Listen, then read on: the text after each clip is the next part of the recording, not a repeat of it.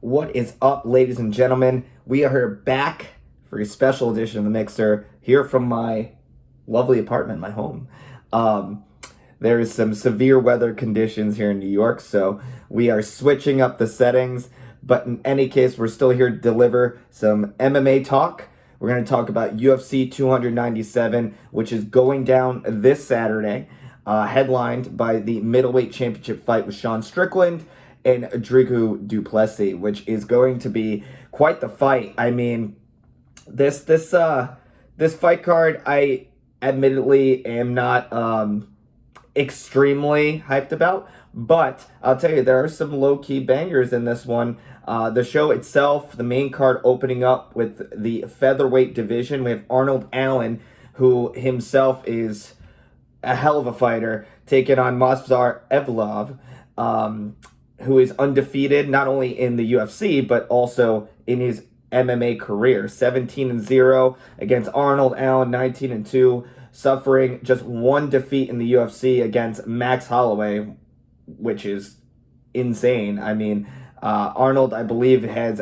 rattled off 10 wins prior to the loss, and he's looking for redemption against Evloev.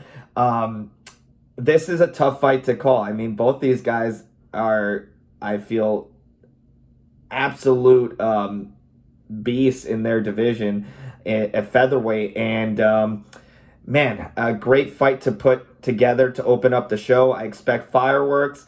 Neither of these men have been stopped. Neither have been submitted in pro competitions in the UFC at all.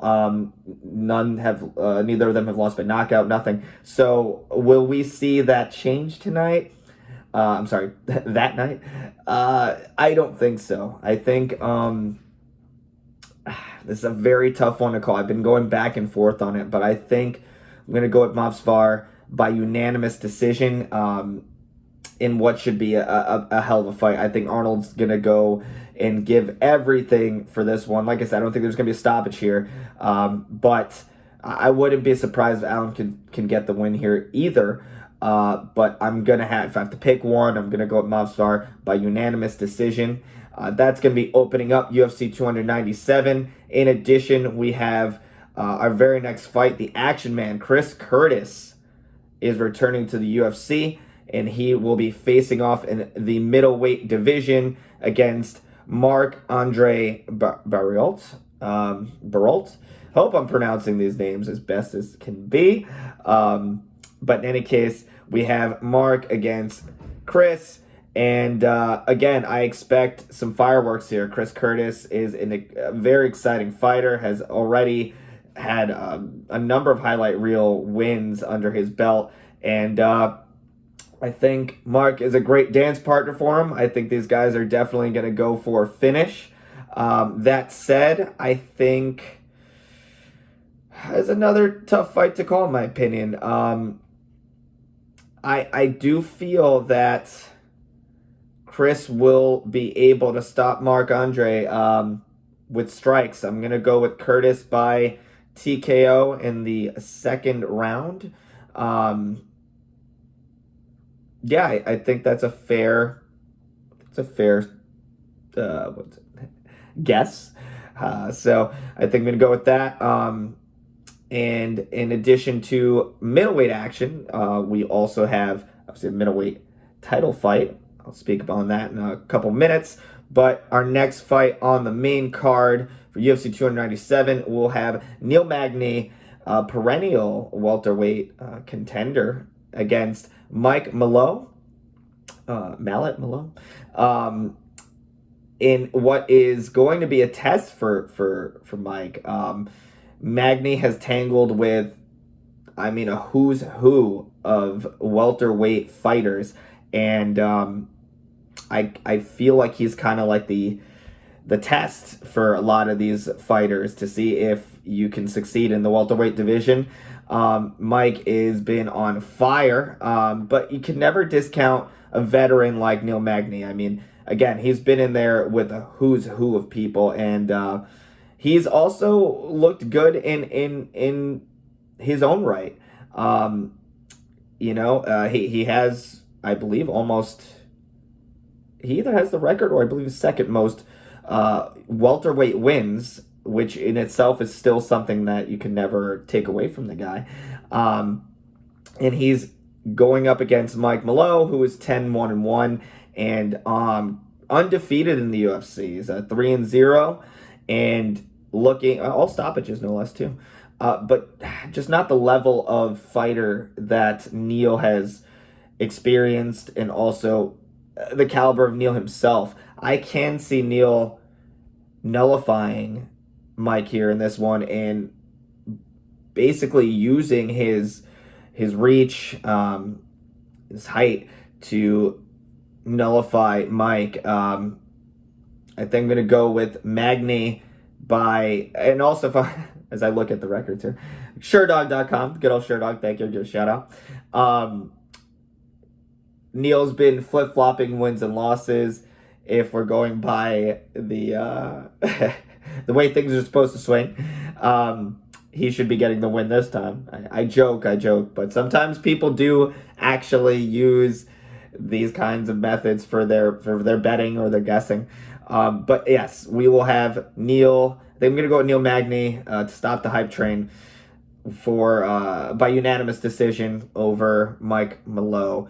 So I'm going with Neil Magny on that one. We have the women in action, the vacated women's bantamweight championship on the line. We, Amanda Nunes relinquishing the belt has opened up the opportunity for Raquel Pennington and Myra Bueno Silva, Shitara, to face off for the title. And that said, I both women, unfortunately, Silva's last win, a submission win over Holly Holm, got overturned.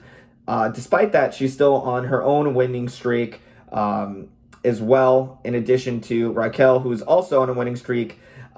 She hasn't lost in years, but I think Silva will be getting the job done. I think the title goes back to Brazil, and Silva will be the new women's bantamweight champion at UFC 297. I'm going with Silva by I think she will do TKO in the third round. I think she'll be able to overwhelm Raquel and secure the victory by finish. And last but certainly not least, we have our main event of the evening, the middleweight division. The someone I feel a lot of people probably wouldn't have expected to be the champion, but all the respect in the world. Kudos to Sean Strickland, the current UFC middleweight champion, putting his title on the line against Dricus Du Plessis, who has been on a hell of a roll. This fight I've been going back and forth on. I really, man, I feel like this is a very tough fight to call. I think these guys are very evenly matched, but I do feel that even though Du Plessis has been on fire, he's been undefeated in the UFC. I mean, he's rattled off 1, 2, 3, 4, 5, 6 wins, nearly all by stoppage against some very talented fighters, Brunson, Till, Whitaker. He's been fighting some very top level fighters in the middleweight division, and now he gets to face off for the title, and he's facing off with Sean Strickland, someone that, absolutely blitzed Israel Adesanya in that fight, and that was still something that was so incredible. He's riding his own 3-fight win streak, including that win over Izzy, and he's looked like a brand new fighter ever since that loss to Jared, in unfortunately a bigger loss to Alex Pereira, but he's really turned it around, and he's really become, like I said, a completely new fighter, and I think he'll be able to secure the win here. I'm gonna go with Strickland by decision. I think if he fights smart and not emotionally, he'll be able to dominate Dricus and take him to the scorecards 50-45. So those are my picks for UFC 297. people stay warm, stay safe, especially if you're in the colder environments and regions like myself. We have some amazing, huge MMA stuff coming up. I mean, UFC 299 is going to be wild. Michael Venom Page is debuting from Bellator. I cannot wait for that one. We obviously have UFC 300, which is going to be huge. We have the recently announced PFL versus Bellator card, which I'm personally very much looking forward to. A lot of awesome stuff on the horizon for us MMA fans. Stay tuned. I want to give a special shout out and thank you to 1495 Sports for hosting The Mixer with Steven Dumeng. This is our first episode of the year. We're back, and I'm happy to be a part of it. Thank you all for tuning in. We'll see you soon.